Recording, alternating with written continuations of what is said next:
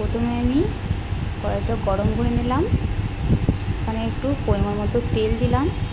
তেল দেওয়ার পর আমি পুঁই শাকটাকে ভেজে নিলাম, একটু হালকা করে ভেজে নেওয়ার পর নামিয়ে নিলাম।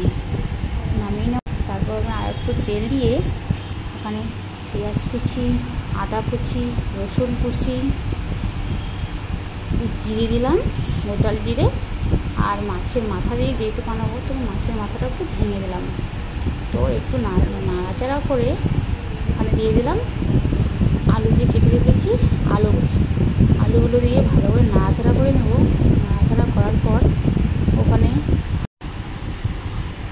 কাঁচা চেরা লঙ্কা দিলাম, ওর সাথে আমি 2টো শুকনো লঙ্কাও দিয়েছি। হলুদ গুঁড়ো দিব, স্বাদ মতো লবণ, তোমরা তোমাদের স্বাদ মতো লবণ দিবে। লবণ দেওয়ার পর একটু নাড়াচাড়া করে নিলাম। পর ওখানে আমি দিয়ে দেবো আদা আর রসুনের পেস্ট।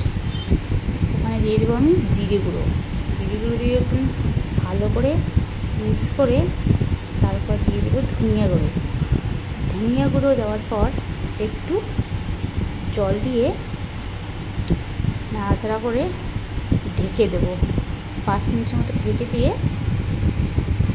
তো দেখো 5 মিনিট হয়ে গেছে। তো আমি একটু নাড়াচাড়া, পুঁই শাকটা ছিল, পুঁই শাকটা দিয়ে দেবো। পুঁই শাকটা দেওয়ার পর একটু ভালো করে আমি নেড়ে চেড়ে নেবো সবজিগুলো।